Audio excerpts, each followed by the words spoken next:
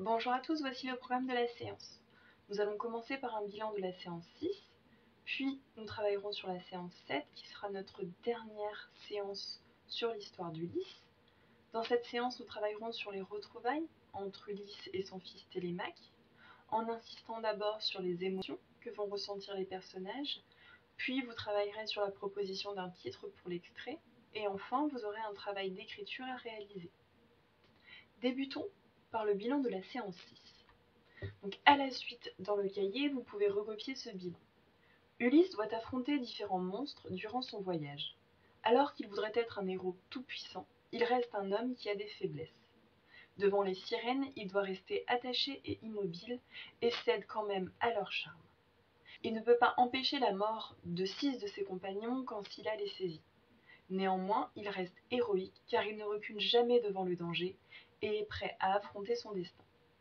Faites pause dans la vidéo afin de recopier ce bilan. Nous allons donc passer à la séance 7. Séance 7, les retrouvailles ou les preuves de confiance. Objectif, rédiger la fin d'un récit d'aventure. Notez donc ce titre et cet objectif dans le cahier. Dans cette séance, nous travaillerons donc sur les retrouvailles entre Ulysse et son fils Télémaque, et à la fin, vous serez en mesure d'écrire la fin de l'épopée parallèle que vous avez commencée. Passons à la découverte du texte. Je procède à sa lecture. Ulysse avait mis en garde ses compagnons qui ne l'ont pas écouté et ont mangé les vaches sacrées d'Hélios.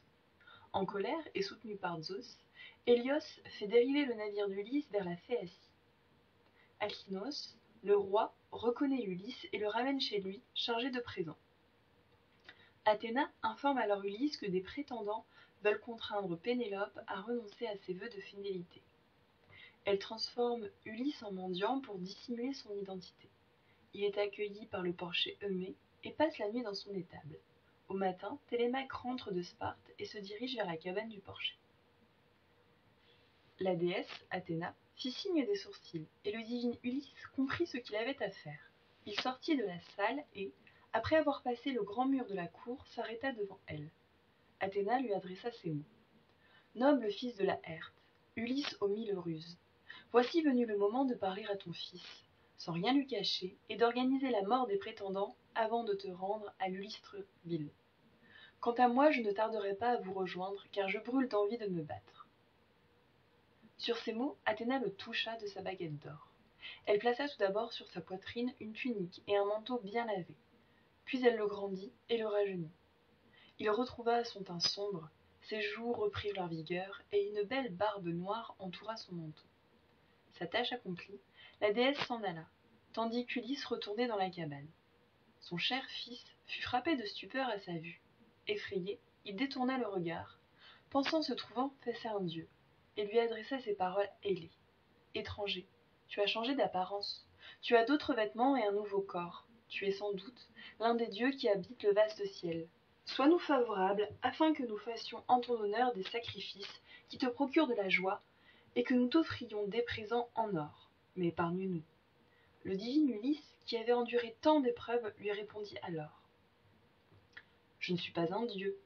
Pourquoi me compares-tu aux immortels? Je suis ton père, le père que tu pleures, pour qui tu souffres tant de maux et subis la violence des hommes. » Sur ces mots, il embrassa son fils en laissant couler sur ses joues les larmes qu'il n'avait cessé de retenir jusqu'alors, et qui, à présent, ruisselaient jusqu'au sol. Télémaque, qui ne parvenait toujours pas à croire que cet étranger fût son père, lui dit à nouveau. « Non, tu n'es pas Ulysse, tu n'es pas mon père. C'est une divinité qui me trompe afin d'augmenter ma peine et mon chagrin. Un mortel ne pourrait accomplir de tels prodiges par ses propres moyens, sans le secours d'un dieu qui le rajeunisse ou le vieillisse par sa simple volonté. Tout à l'heure tu étais un vieillard, et tu étais vêtu d'habits ignobles, et maintenant tu ressembles au dieu qui habite le vaste ciel. » Ulysse, aux 1000 ruses, répondit. Télémaque, ne sois pas si étonné de voir entrer ton cher père dans cette cabane. Aucun autre Ulysse ne viendra ici. C'est moi, je suis ici. Après avoir subi d'innombrables malheurs et enduré de longues errances, je suis revenu dans ma patrie, 20 ans après mon départ. Le prodige auquel tu as assisté est l'œuvre d'Athéna la guerrière. C'est elle qui m'a transformé, car elle en a le pouvoir. Sur ces mots, il s'assit, et Télémaque se jeta dans les bras de son père, fondant en larmes sur ses épaules. Ils furent tous deux secoués de violents sanglots, et laissèrent éclater plus de gémissements que ne le font les aigles ou les vautours aux serres recourbées lorsque les laboureurs ravissent leurs enfants avant qu'ils sachent voler. C'est ainsi que coulaient sous leurs paupières des larmes dignes de pitié. Voici donc l'extrait qui sera notre dernière étude sur l'histoire de l'Odyssée. Nous allons donc passer à l'activité 1. Activité 1 des retrouvailles émouvantes. Peut-on dire que ce texte est émouvant? Émouvant, ça veut dire que ce texte suscite des émotions, des sentiments, crée des sentiments chez son lecteur. Pour vous aider à répondre, voici des indices. Voyez apparaître en vert tous les éléments qui montrent que Télémaque ne reconnaît pas son père, et en jaune les éléments qui renvoient aux larmes que partagent les personnages. En vous appuyant sur ces indices, vous pouvez donc répondre à la question « Peut-on dire que ce texte est émouvant ?» Faites pause dans la vidéo afin de répondre à la question. Voici le corrigé. À 2 reprises, Ulysse se présente à Télémaque comme son père, et à 2 reprises, Télémaque refuse de le croire. Cela rend la scène encore plus pathétique. Pour provoquer ce sentiment, le narrateur utilise une comparaison, que vous voyez apparaître en bleu.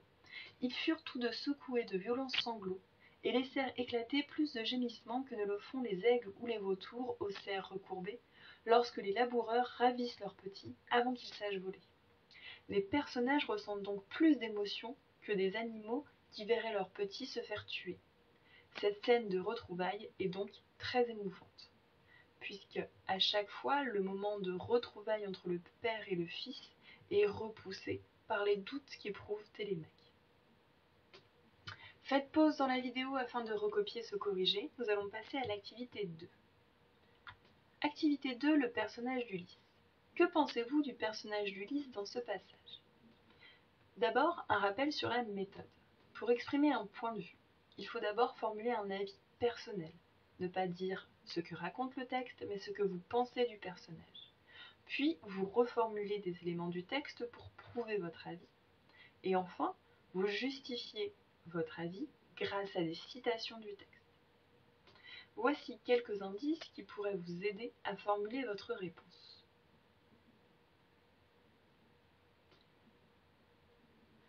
Donc, vous voyez apparaître en bleu des éléments qui présenteraient Ulysse comme un dieu, et en rose des éléments qui insistent sur ses forces et ses faiblesses d'homme et non de dieu. Appuyez-vous sur ces exemples pour formuler un avis et donc répondre à la question « Que pensez-vous du personnage d'Ulysse dans ce passage ?» Faites pause dans la vidéo afin de répondre à la question. Une correction vous sera donnée à la rentrée.